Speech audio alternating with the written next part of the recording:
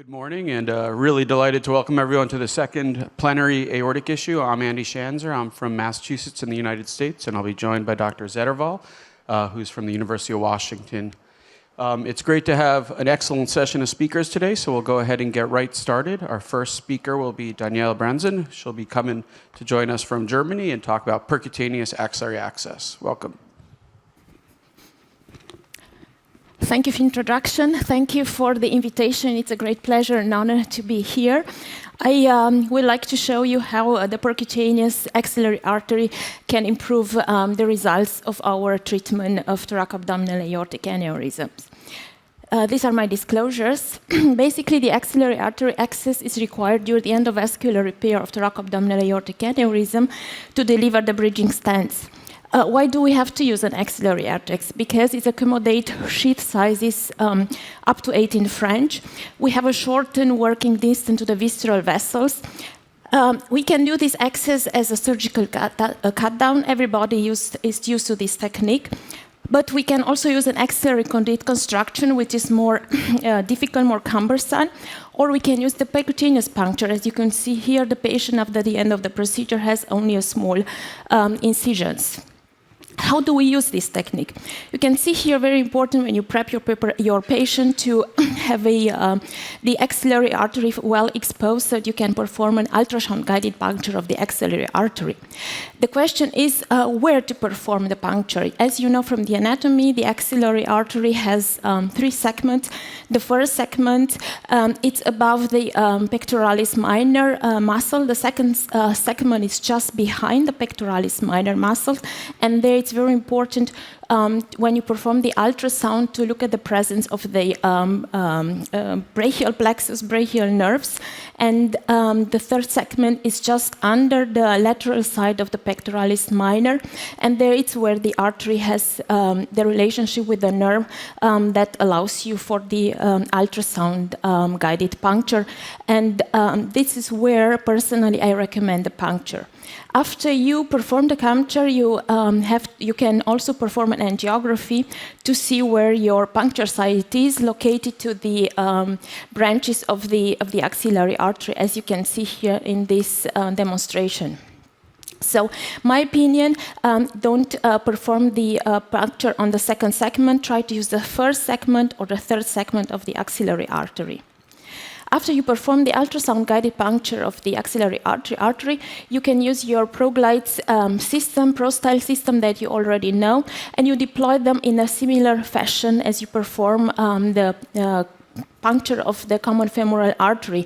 Basically, you place one device and you twist the other device to at least 90 degrees. So when you close them, you have 2 perpendicular sutures. After you place the ProGlide system, use your working sheath in the treatment of thoracoabdominal aortic aneurysm. Most likely you would need a 12 French hydrophilic sheet that you can push directly to the descending aorta, and using this sheet you can cannulate your branches, as you can see here, and deploy your bridging stents in the respective visceral vessel. Basically, the 12 French sheet serves you as a guiding in order not to have too much friction, too much movement in the aortic arch, and to avoid central embolization and thus reduce the rate of stroke during these procedures. After you perform your endovascular treatment of thoracoabdominal aortic aneurysm of your treatment, you can safely remove the sheath and you tighten down your suture devices, your perclose, and at the beginning of our experience, we always let a safety sheet coming from the groin in the axillary artery to perform a control angiography. Nowadays, you are not obliged to do that. You can perform a post-operative ultrasound in the area, and you can see, if you can see a lesion or a problem, you can puncture your radial artery and perform an angiography and eventually a treatment if there's still a need for that. And after the treatment, as I said, you can see the patient has just a small stitch at the puncture of the axillary artery. Well, we have performed this procedure for more than 10 years, and we have started to gather the data. And you can see here we have published our experience with more than 100 patients treated for complex thoracoabdominal aortic aneurysm with a percutaneous axillary access. You can see here they were all sick patients, as 3 and 4, most of them, 75%. And you can see 20% of these patients were treated in acute situation. That means in this acute setting, you don't take time to open the axillary artery, just puncture it and you perform your procedure. Very important to see that also the sizes of the sheath that we use in the axillary artery was more than 60% larger than 12 French. And look, if you concentrate of the result of the percutaneous access, you can see here that the site of the puncture was most likely on the left side. And nevertheless, we still have some problems. We had stenosis and occlusion of the axillary artery post-puncture in 6% of the cases. And of course, we had also stroke. Do not forget, we have treated 20% of the patient in the acute settings. Well, when we start this procedure, we looked at our experience, early experience with the first 40 patients, and when we were able to show that the stenosis and occlusion of the axillary artery happens only when this artery is very small, smaller than 5 centimeters. When we had performed the analysis of the data, we adapted our protocol, and when you look at later the data, we noticed that if we don't do a puncture in a small artery less than 5 millimeter, we do not encounter those kind of complications. So there is a large learning curve in this procedure, and this learning curve was also demonstrated by all colleagues in the US, showing that the results improved with the learning curve. Furthermore, together with Luca, we have looked at our data, and we have compared the results of the puncture in the first segment and the third segment of the axillary artery. And you can see here, of course, if the more you go proximal, the better is the success when you use larger sheath than 12 French. But if you go below 12 French, it's also very safe to use the third segment of the axillary artery.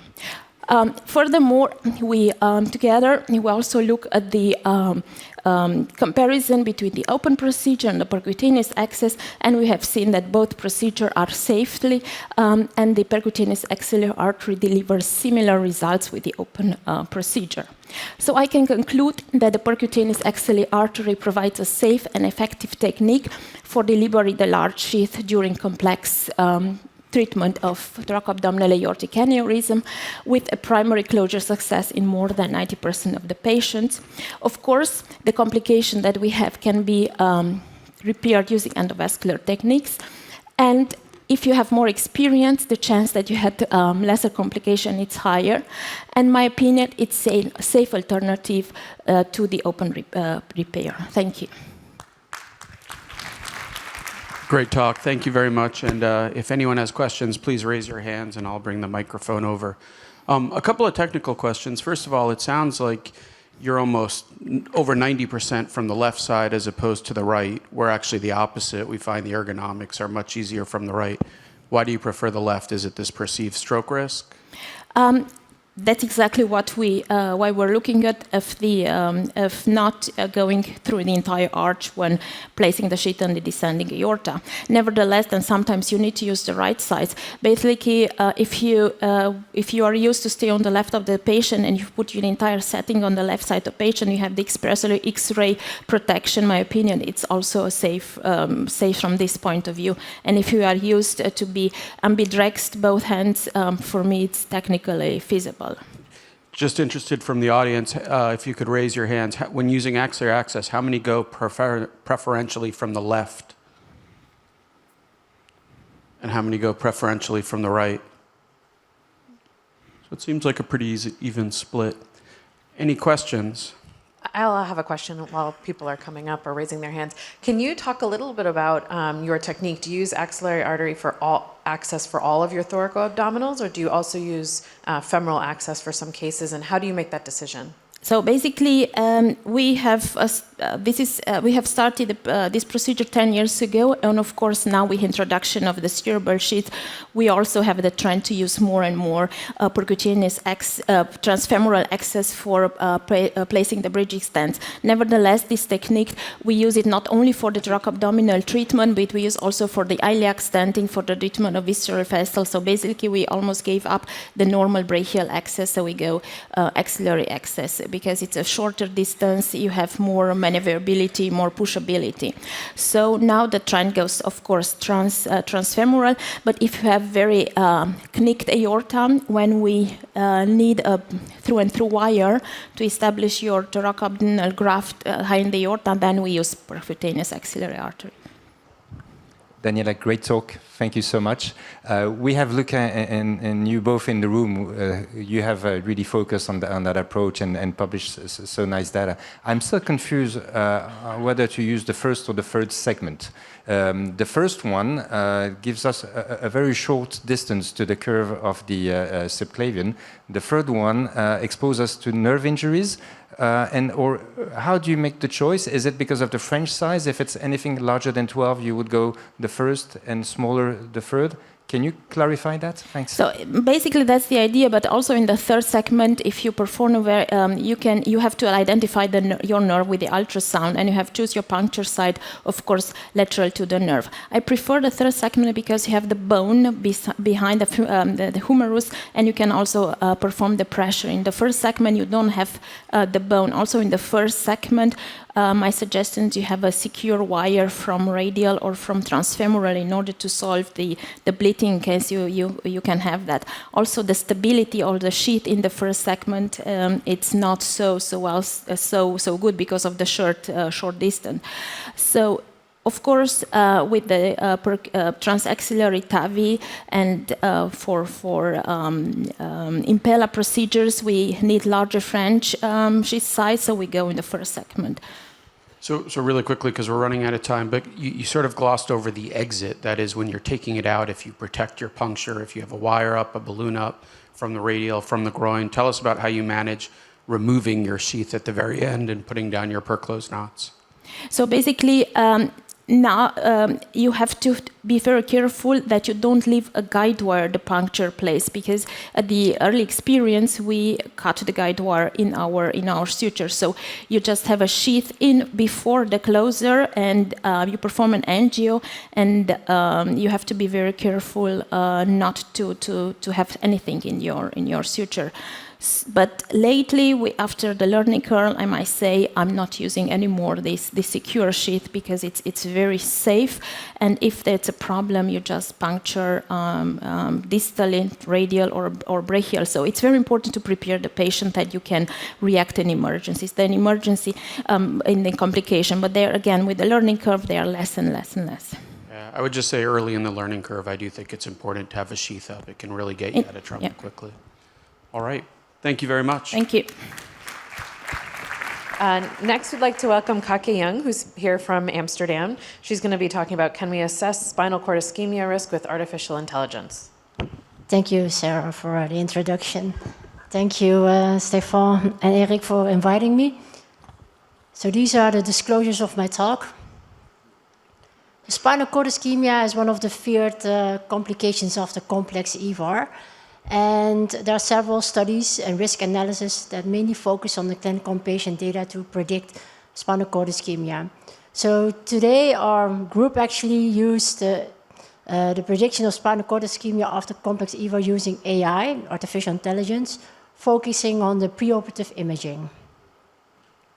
So this is a project overview. We use mainly the preoperative CTA right now, but also postoperative CTA and deep learning based segmentations. So we actually segment everything that you know from the aneurysm, lumen thrombus, the vertebral left subclavian arteries, hypogastrics, spinal canal, and iliopsoas muscle, and also the spinal arteries. And we use also the baseline demographics and also known risk factors to put them all in the predictive AI model for spinal cord ischemia. And of course, also some procedural information. We have developed a data collection capture system That's called Castor. That's harmonizing all the data and also imaging together from all centers. We're very grateful that we have currently a large collaboration ongoing with already 4 centers that gave us data, but expected in the near future, the listed below. And we started first with the investigation of the association between sarcopenia, the iliopsoas muscle, and spinal cord ischemia after complex EVAR. That's because sarcopenia was widely used for prediction of complications and mortality after complex EVAR. And our colleague Thilo Kobel also evaluated the psoas muscle as a prognostic factor for SCI. So we used this to predict if the iliopsoas parameters were solely also predictive for SCI after fenestrated and branched EVAR. So we used the Crawford 1 to 4 patients and excluded ruptured cases. And in total, there were 152 patients included in the final analysis. And we used a deep learning-based segmentation and UNet model, automatic pipeline for post-processing for the feature extraction. And we used 2D and 3D parameters. And we compared non-SCI and SCI patients. So this is a table of the patient's characteristics, and what we could see was that actually renal function, ASA classification, and also Crawford type, and the status of the aneurysm, like symptomatic or non-symptomatic, was significantly different between the groups. But also, independently, the iliopsoas muscle from SCI and non-SCI patients was significantly different in volume and area. And we performed a logistic regression analysis to see if it was still predictive if we have all the parameters listed. And it was, and concluded that the iliopsoas muscle volume times intensity was an independent predictor of SCI and may serve solely also as a risk stratification for patients for SCI. So then we developed a deep learning-based segmentation of the intercostal and lumbar segmental arteries on pre-op to CTAA. Also with first with 11 patients in 196 visible arteries, and we developed actually also automatic vertebra segmentation and performed data splitting and UNet again with deep learning models to look at the visualization of these lumbar arteries. So this pilot studies showed that we could have a corrected detection rate of 97%. Then ultimately we looked at also all the imaging parameters and clinical parameters together. And first we focused on the aneurysm diameter and the iliopsoas muscle and the baseline demographics that were known to predict SCI. In total, there were 250 patients in this model, 181 non-SCI and 69 SCI patients. And the input parameters were age, sex, ASA, renal function, symptomatology, aneurysm extent, and also the iliopsoas volume times intensity. We used a 5-fold cross-validation. That means that you have 5 times the test and 4 training sets and 1 test set. And every 5 times you just actually rotate the training and the test sets. So this was what we could achieve with the random forest classifier. This is a machine learning model, by the way, and an area under the curve of over 0.8. So if you reach the 1 more, then it's more predictive, with a high sensitivity and specificity. However, you don't have a 50% SCI patient, of course. The chance of having a spinal cord ischemia is only 2 to 12%. So we had to train 2 new classifiers with machine learning, random forest model, and the XGBoost. And what you could see, a random forest model is actually a classification model. And if you change the percentages of the SCI, like to 5 or 10%, your area under the curve would change to only 0.6 instead of 0.8. However, when we use the XGBoost classifier, which is another actually 3 classification classifier, you can also search for hyperparameters. That means that you can boost the leaves of the tree of the classifier, and you can reach 0.75. So are the trained models a black box? No, we try to visualize it as well for us physicians. And this is some insights in the future importance. Like you can see that aneurysm extent against SCI or in favor of SCI, and all kinds of parameters are listed, so you could see where your patient falls in. So the influence of more data is, if we can have more data, we have a better prediction, of course, and the area on the curve can reach 0.9 even, so you have a 90% chance of having a correct prediction. So I want to thank all the collaborators for the data and the insights for the project and our project team. Thank you.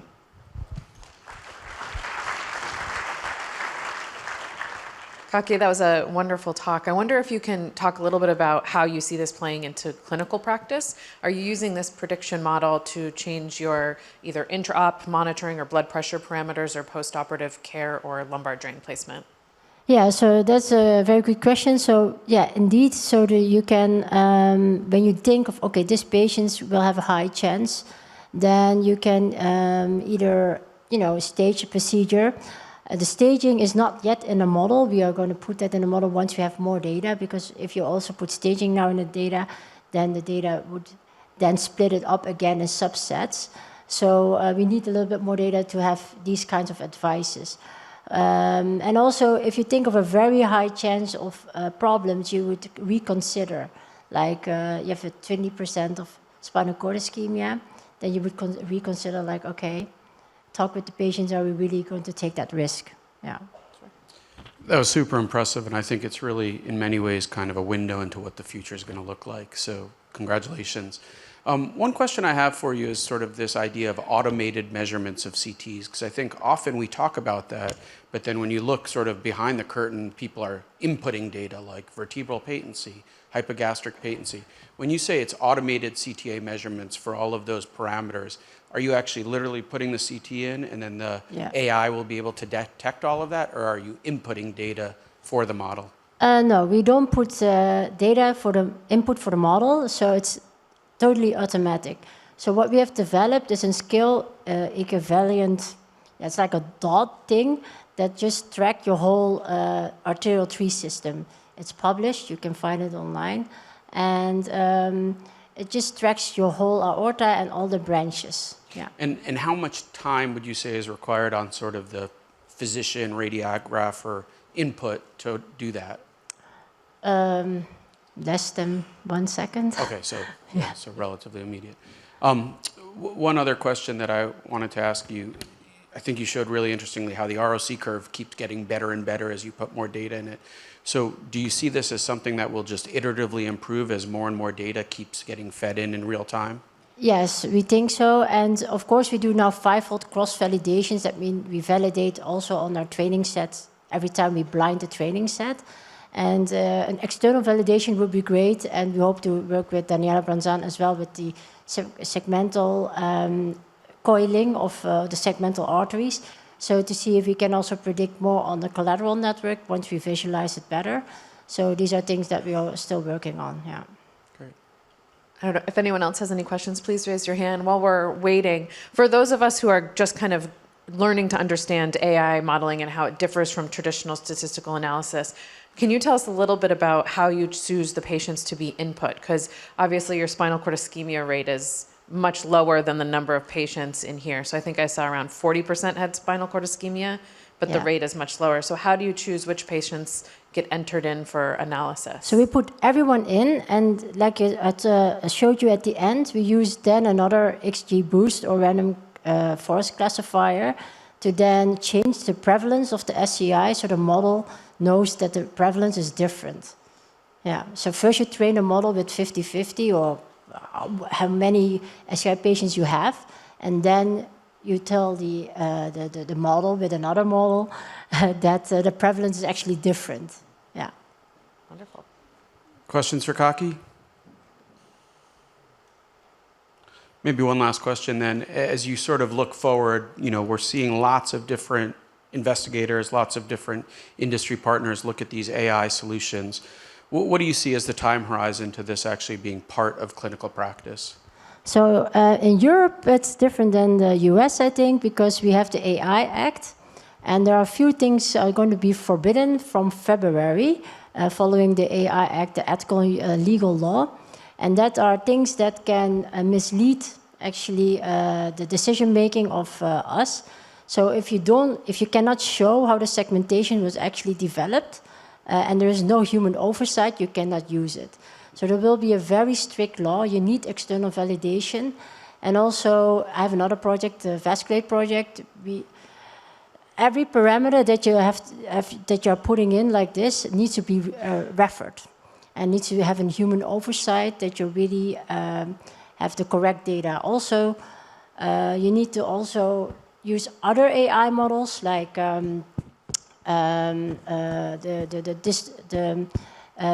models that exclude, to select patients that might not be in your data that you have been developed the model with. So a lot of regulations are coming, and I'm not sure when we are going to use it.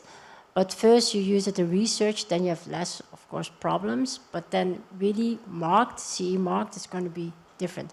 Some of the things that we have put on the market on AI will be removed from the market from February. So I'm not sure if it's good news or bad news. Well, congratulations for being on that very front edge of that important technology. Great talk. Next up, we'll have Taras Mastracci joining us from London. And she will be talking about new guidelines from the USA and benefit of remote monitoring and blood pressure management after type B dissection. Thank you very much. Thank you to the organizers for the invitation and for the super long title. I'm going to talk to you about the guidelines and how they relate to why we should be monitoring blood pressure. And I think it's pretty clear to everyone in the audience that dissection is probably one of the largest challenges in aortic surgery right now. We seem to have grappled with aneurysm for a lot of years, but dissection still has a lot of unknowns. And in reflection of that, there's been quite a few guidelines produced in the last 4 years. The first one being this STS AATS aortic classification system that came with their guidelines that was also done in conjunction with the SVS, which when it first came out, I think many of us were quite upset about it because it doesn't really help guide treatment. But in fact, it's a reasonably reproducible way to discuss anatomy. And so it has been used more and more over the last 4 years. In the same year, SVS came out with their reporting standards, and really the focus of this was starting to delineate the difference between an uncomplicated and a complicated dissection, and defining what high-risk clinical and high-risk radiographic features are, which is really valuable when we're starting to classify these patients.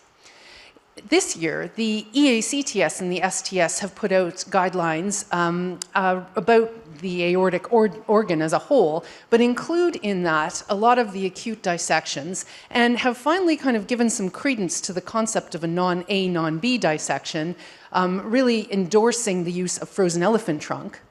Furthermore, they talked about what high-risk patients are in aortic dissection, and they came up with some of their own high-risk criteria, although there was overlap. And finally, they alluded to the importance of using frozen elephant trunk in type B. Now, the SVS has a dissection guideline that is meant to be produced in the next little while, and Tim Resch and I are the two Europeans on their guideline committee, and this is obviously embargoed, and Joe Lombardi will be very happy to talk to you about it, so unfortunately I cannot. However, I will tell you that over the last years, we've met with the Americans about these guidelines. Really, the issues of highest discussion have been around the difference between complicated and uncomplicated and how we should be treating it.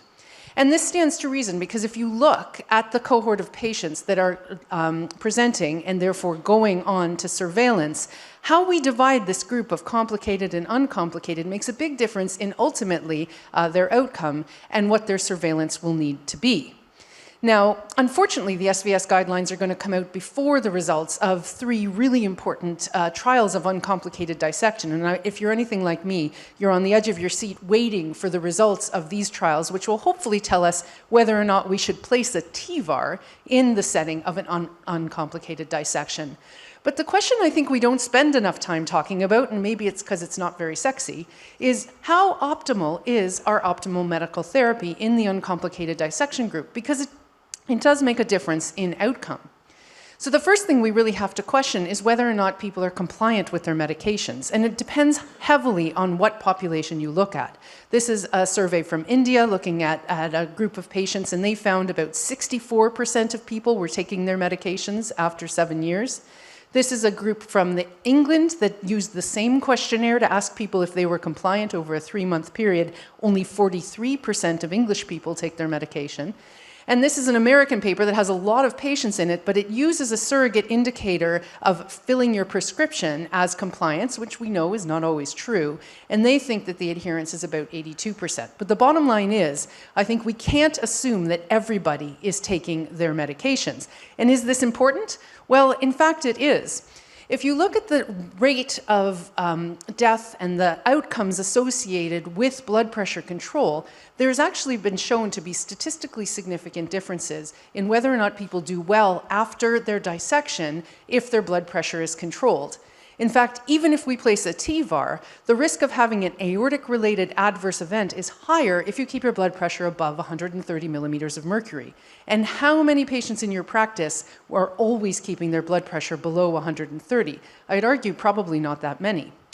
And if you look at both blood pressure and heart rate control, in fact, the incidence of aortic events is much higher even if we control the blood pressure, if the heart rate is going above guideline control. And I think that these are the things that will predict growth and ultimately predict long-term outcomes and need for reintervention. So when we talk about uncomplicated dissection in TEVAR, we can't have that discussion without a discussion about what medication patients are on. So how do we give them the best chance of survival? Well, my solution and our solution at Bart's is to be really aggressive about how we're controlling their blood pressure. We work with our clinical pharmacologists to develop a guideline where we're all singing from the same hymn sheet. And when people present, they are immediately started with a barrage of questions about how their blood pressure is controlled at home. And we start to teach them how to take their own blood pressure so that we can monitor them as an outpatient. Every patient is enrolled in an app. And surprisingly, the uptake for this app, despite the fact that there's a very high number of patients in our patient population that are socially deprived, there's a really good high uptake of engagement with this app. And it allows us to monitor what people's blood pressures are in their home after they're discharged from hospital. And I'll give you a couple examples of why I think this is important.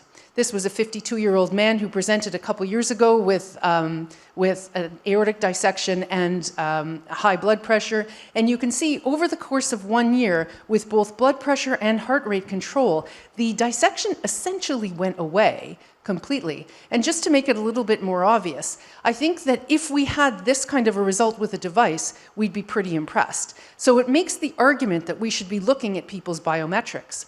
Here's a 60-year-old person who came in with a high blood pressure and an aortic dissection. We were able to keep his blood pressure below guidelines and his heart rate in the 65 range. And you can see that, again, his aorta is almost completely healed over time. Here's a 40-year-old. We kept his blood pressure lower than guidelines, and I'm actually a really big proponent of keeping blood pressure below 120 millimeters of mercury if we can. And his heart rate control was a little bit more erratic, but in general, over time, managed to stay low. And you can see that he has a small residual dissection in his aorta, infrarenal aorta, but otherwise is mostly healed.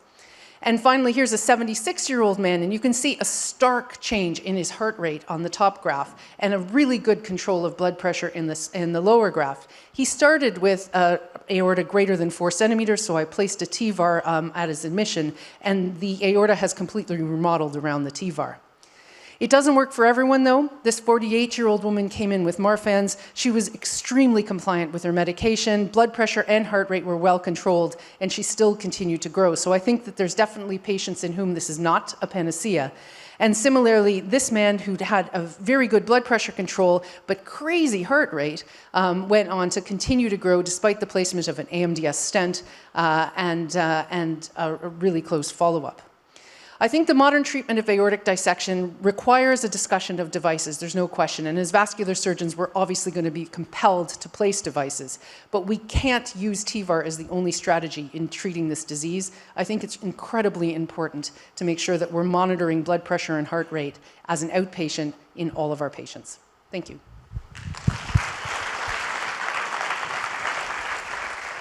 Thank you so much. This is really important work and I think doesn't get enough attention. I'm going to ask you a step farther. Do you think the agents that we're using matters? I know that there's good data from the aortopathy populations that ARBs actually play a really important role. Do you also kind of monitor the agents, or is that left to the medical side of folks? Well, unfortunately, because we have a standard where we put everybody on a beta blocker, my data is going to be biased towards using beta blockers. If you look at the literature, calcium channel blockers are actually the only thing that's been linked to a change in prediction over time. So I don't know is the answer, but probably. Tara, could you comment a little bit on, so we did a study, one of my partners, Jess Simons, was funded by NIH to do a claudication study with a Fitbit and remote monitoring. And the study failed because we just couldn't get the patients to comply with using this app and the Fitbit. How have you been able to get them to have high uptake of using this app? 2 words, Larky Gauche. She is our nurse clinician. She calls all the patients. We would not be able to do this if we didn't have a dedicated nurse clinician that basically harasses the patients into compliance. And I think the beauty of the app is that it allows patients easy access to the team. So they love it because they can have their questions answered very easily. But Larky is also an incredible human being who befriends the patients as an inpatient and then follows them up with welfare telephone calls afterwards. I think it's the fact that there's a package wrapped around the app that's helping. We're not just giving people tools. Interesting. Any questions from the Questions audience? for Tara? Nuno. Great talk, Tara. One question. You mentioned the 130 or put them below 120 in pressure. Do you think we should follow an absolute value or take a in relation to what they had before? Because those that were kind of uncontrolled hypertensive before, at least we get them almost without urinary output if we are too aggressive in the beginning. Yeah, and I think that's one of the beauties of having this really granular data is because it's going to vary from patient to patient. Now, my personal clinical goal is to get patients as low as they can tolerate without falling down the stairs. Our clinical pharmacologists would argue with that a little bit. And certainly the UK guidelines, to be totally upfront, the UK guidelines are 140 millimeters of mercury, which I think is obscenely high. But that's what the GP's goal are. So I'm hoping that when we have a little bit more information, we'll have better guidance, but I definitely think it needs to be individualized. Because you're right, the last thing we need is people falling over and bonking their heads, because then they'll just have head injuries. Tara, one of my pet peeves is TEVAR because of an inability to control blood pressure. Does that exist if you have a good team that can manage blood pressure? So I don't think so. Perhaps I'm naive, because there is about 5% of our patients who just refuse to help themselves. You know, they don't put data in for whatever reason. But I don't think it's a good idea to use a device to kind of overcome poor medical management. I think that statement probably reeks of privilege, but I don't think so.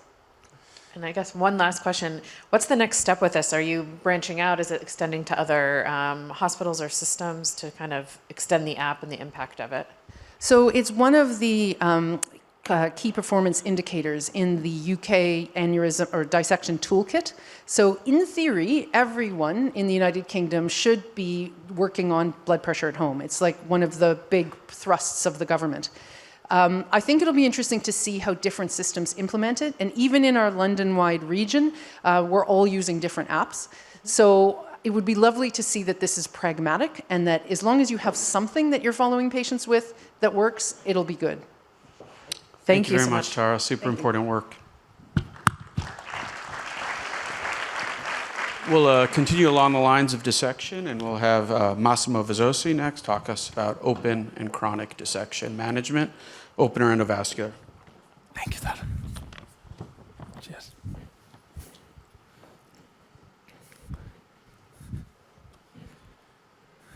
Hello, everyone. Thank you for the invitation. So I'm a vascular surgeon. I work in Birmingham, UK, and I'm part of the aortic team. I'm not so quite gender diverse, unfortunately.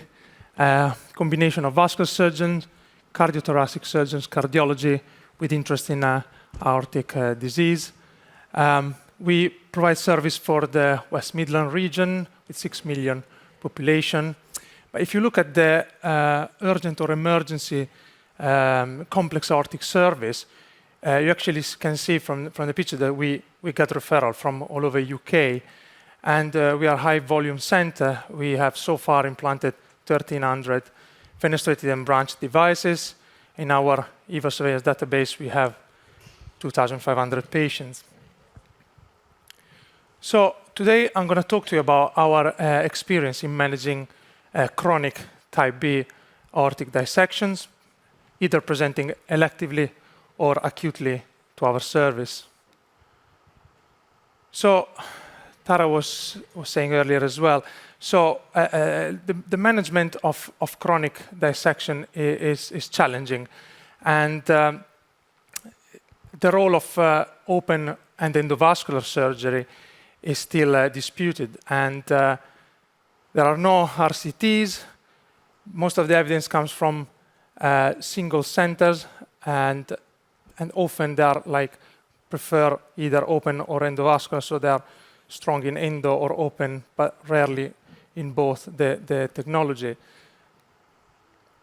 So what's our experience? So I retrospectively looked into consecutive patients we treated in 12 years with chronic type B dissection. These were a combination of residual DeBakey type 1 and DeBakey type 3 dissections. You see that we treated a total of 154 cases, 109 with open surgery, of which 67% an elective base, and with complex EVAR, there were 45 patients, of which 76% actually treated electively. These were our indication for treatment.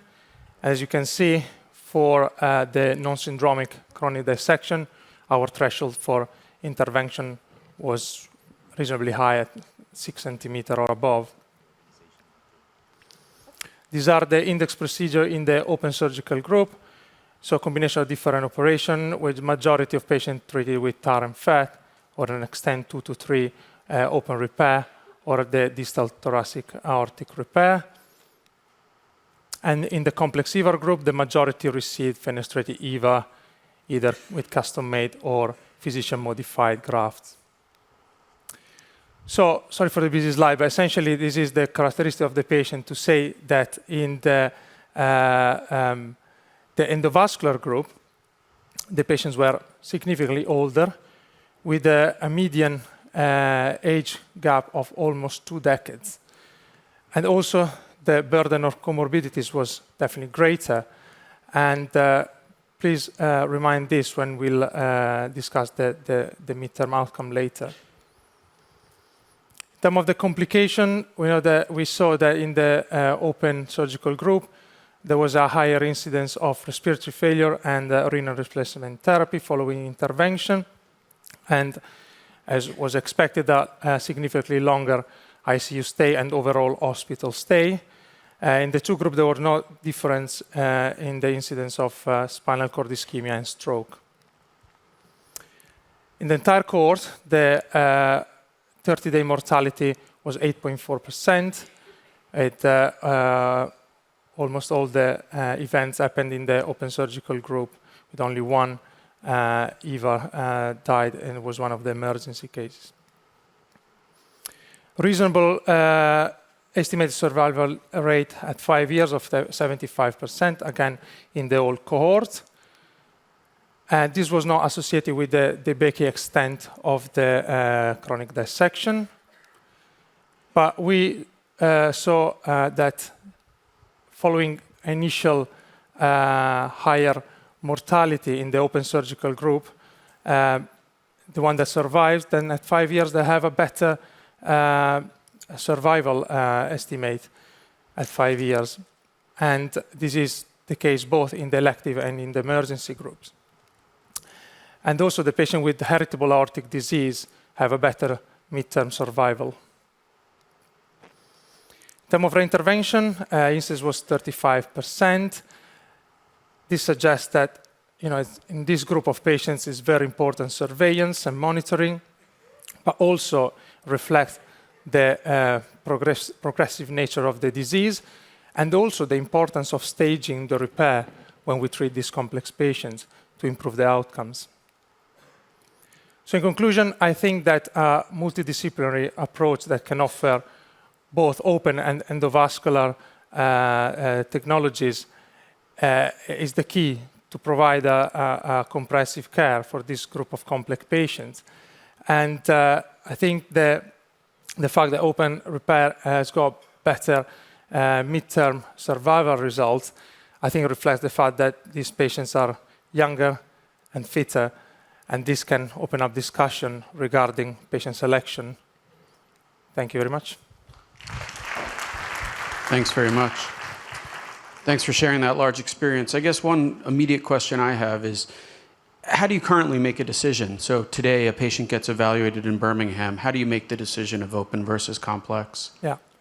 So we run weekly complex aortic MDT together with cardiology, cardiothoracic surgeons, vascular surgeons, and even in an emergency base. So we work well as a group, and we always in touch anytime, 24/7 essentially. I know it's hard, but I think that's the only way to provide the best care for this type of patients. So it's always a collegial discussion. And you didn't really show us over time, but has the incidence of open and endo changed over the last, let's say, 5 years? You have a pretty high number of open repairs still, which is at odds with many US centers. I think reflects the fact that we were discussing in many of the talks I heard the role of the tar and fat. So I think also that's probably why. And this group of patients, most of them underwent multiple operation, combination of open and endo. Also, there was the group of the Becky one as well. So I think there is still an important role of open surgery here together with the endo. So I don't know. I think it reflects a bit the importance of and the struggle we still have as endovascular surgeons around the arch. I think the role of open surgery is still important there. Are there any questions from the audience? While we're waiting, I'll ask perhaps a little bit of a controversial question. Most of the time we're looking at survival, and it's always all-cause survival. And I would ask, does all-cause survival matter, or is it really aortic-related mortality that we should be talking about here? I agree. I don't have this different result, in my head at the moment, but yes, especially in this group of patients, I think it's the key because we know it's a progressive pathology. We know they undergo several interventions.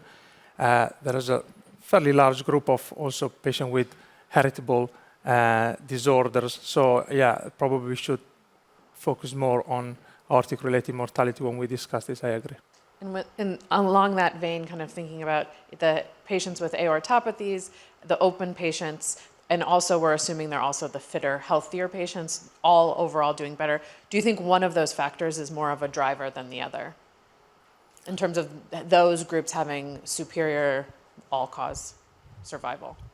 Yeah, no, I think the fact that I think for obviously the younger and fitter, and we know that the elderly patients that we treat with non-heritable disorders, they've got greater burden of severe pathology like respiratory COPD and cardiovascular accident, ischemic heart disease. So these are independent factors that unfortunately shorten the life of these patients. So I think it's important. I think it's fairly obvious that the fitter they do all right. I think the one with the heritable disease also probably are better followed up and monitored more closely. That also improve. I think the key here is probably in the elderly and comorbid patient, try to pick up the winners and operate the one that actually can benefit from this. Because although again, it's not that straightforward because sometimes our patients that, kind of you committed already because they had already operation in the ascending or in the arch. And, it's always a difficult decision. That's why I think the MDT's approach it's the key here to try to pick up the winners and do the right thing for the right patient. Do you think there should be a kind of baseline bar for estimated survival before we talk about these patients and determining who we should actually decline for intervention? Can you repeat the question, sorry? Should they have is there a time period that we should say you should have at least 1 year, 2 year, 5 year survival before we offer these operations? And do you have one of those in your practice? It's a difficult, again, quite a large number of these patients also were treated acutely as well, so you don't really sometimes have that luxury. Great. Did you change your practice on the vascular treatment of those chronic cases? So meaning now we have septotomy, Misace, so we have definitely to do more on those cases because just not putting a stent graft will improve the reintervention rate. Do you think, did you change something, and did you think that this will improve in the future the results of those cohort of patients? I think yes, we keep ourselves updating on the new technology, and we introduce, and I think we have, the fortune of having a quite experienced team, quite skilled, and I think the room for endovascular surgery. I mean, essentially it's unlikely we turn down patients for technical or challenging problems. It's more about the patient's fitness that drive us whether or not we can or we cannot fix a problem. So we didn't really have this problem of trying to improve or do more endo because I think we already had quite a good expertise and in that perspective. Thank you very much. Thank you. Thank you very much. Really great talks. We'll go on now to our final talk of this session, and this is going to be by Sabine Wipper from Austria. And she's going to be talking to us about the reverse elephant trunk. Welcome. Thank you. So thank you very much for the invitation. I'm going to present you now a technique for hybrid repair. First of all, this has no CE and FDA approval yet, so this is a customized solution so far, and we have implanted the graft in 41 centers, or in 41 cases in selective centers so far. These are my disclosures. So the idea was that we wanted to simplify open thoracoabdominal repair by combining endo and open technique. So we wanted to avoid thoracic cross-clamping, which might be an issue if you have a dissection with high thrombus load or a TEVAR device inside. We also wanted to avoid extracorporeal circulation and the concomitant side effects by a special technique. We called it spider technique. We can use a retrograde visceral and antegrade iliohypogastric pulsatile blood flow by attaching one iliac branch to an iliac artery in end-to-side fashion. And after deployment of the TEVAR, we can have continuous blood flow, which is also preventive for spinal cord perfusion. We also wanted to avoid thoracotomy, which is an issue if you have preoperated patients. And this graft is mainly for patients with connective tissue disease who had already previous surgery. We wanted to reduce the risk of spinal cord ischemia. We can reattach lumbar arteries in this case, and as I said already, we have pulsatile perfusion to the iliohypogastric arteries during the surgery. And we wanted to be independent of a hybrid room, so we can perform this surgery with transesophageal echo. The patient selection is special, so we focus on patients with connective tissue disease or patients that are preoperated where you cannot get into the chest or patients that have no option for solely endovascular repair. Most of the patients had previous thoracotomy. All of them were difficult for solely endovascular repair, but this graft is not made for type 4 repair. This is for staged type 2 repair. And we always land so far in a pre-existing TEVAR. So what are the requirements? Usually we have a dissection and you can have back bleed during the surgery. That's why we close the intercostals by coil embolization or by candy plug. We require a cardiac surgery on site in case you have to go on pump. We always have a pump backside, but so far we did not use it, but it's still good to have it. During deployment, we reduce cardiac output, not to have the whole pressure on the access side. And it's important to stick with the deployment steps. I will show you the deployment steps soon.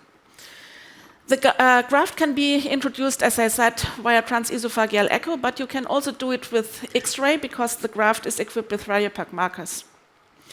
We have an access branch in the graft, and this branch can be used in case you have a type 1A endoleak to introduce a TEVAR during surgery. This we did, for example, in a case in Calgary.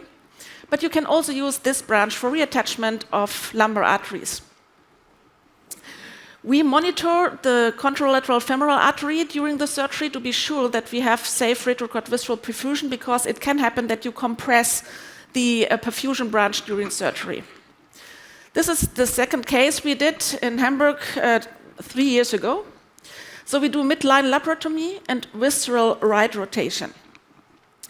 Then we transect the cruise of the diaphragm to get access to the distant descending thoracic aorta, and we loop the celiac trunk and superior mesenteric artery and left kidney artery. Then we perform a purse spring suture of a large diameter, because you have to expand the graft to have enough flow, and also as a safety suture. Then you perform an endoside anastomosis of the iliac branch. This is for retrograde visceral perfusion. You puncture the aorta, introduce your guide wire under transesophageal echo to be sure that you're in the true lumen. The guide wire is introduced through a mid-hole and outside it through a side hole. So it's really important to stick with the deployment steps, because if you don't pull out the guide wire first, you pull back the whole graft when you pull back the handle. You make an incision on the tip. During that point, we reduce the blood pressure by medical treatment or inflow occlusion or rapid pacing. We introduce the TEVAR until the splitter reaching the outer side of the aorta in a right angle. Then we remove the guide wire, we retract the sheath, and the graft is opening up. Then you remove the proximal fixation wire, and then we have a long access branch. You can pull back the handle through the access branch, cross-clamp the branch, remove the splitter, and then de-air the graft. Meanwhile, we have equipped the graft with stopcocks, so it's easier to de-air, and we can also attach a perfusion catheter on the stopcocks for the contralateral kidney artery, for example. After that, you take off the clamp and you establish retrograde visceral and antegrade iliohypogastric blood flow. And then you make your single anastomosis starting from celiac trunk, superior mesenteric artery, and left kidney artery. After that, you cross-clamp infrarenal and open up the aorta until the collar. This is the most dangerous part of the procedure, because you might have backbleed from intercostals if you did not, for example, coil embolize. Then you suture the collar while you perfuse the right kidney from the contralateral leg with a perfusion catheter. The collar has to be anastomosed to prevent future migration. And then you perform the anastomosis of the right kidney artery, and in the end, end-to-end anastomosis of the iliac arteries. You can also shorten the iliac branch in case you have a difficult tissue. In case of connective tissue disease, we sometimes perform an onlay mesh. So far, we have treated 41 patients, and we still have a 30-day mortality of 22.5%. This is because this is a very, very strict selection of very sick patients. Safeguard and pitfalls, we still learn during all the procedures. So we have many centers who do the procedures, and me and my former chief, Sebastian Debus, are proctoring all the cases. From each case, we learn something. On the upper side, you see one simulator. We perform a simulator training prior to explantation with every team. And this is a case we performed in Calgary, where we have a TEVAR in situ, but we did not have a sealing graft, so we had to add the TEVAR through the access branch. So some of the safeguards is that we snare the thoracic aorta above the puncture site, that we can snare in case of backbleed from intercostals. We need an adequate diameter of the purse spring, that we have enough expansion for the graft, that we have enough blood flow through the graft. It's important that you puncture perpendicular to the vessel, because if you introduce the graft a little bit laterally, then part of the collar might be outside, and then you don't have a seal, but you still have the purse spring suture where you can pull on in case of bleeding. Perform the incision on the tip, not in the aorta itself, because you can damage the TEVAR device. The guide wire has to be removed first before you deploy the graft, otherwise you can pull back the whole device. For the collar anastomosis, it is important to be prepared for backbleed, so inform anesthesia, or do coil embolization prior to surgery. We made the experience that it's best to do it between 3 and 10 days prior to surgery, because otherwise you create new collaterals, and then you have even more backflow. For the collar anastomosis, we usually transect the whole aorta because it is difficult to access. We have one center in London, St. Bart's, who does always a thoracic laparotomy, then you have easier access.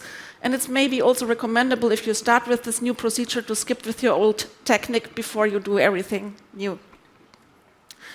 And as I said already, the iliac artery, if you have connective tissue disease like Ehlers-Danlos, for example, it's better to leave the first anastomosis and just shorten the branch. On the upper side, we are still busy with the procedure. You just right now see the collar anastomosis, which is preventive for future migration, but also to seal if you have still back bleeding intercostals. And in this case, we had, you have seen a perfusion branch for the right kidney artery attached to the contralateral iliac artery during the procedure, so we have no ischemic time.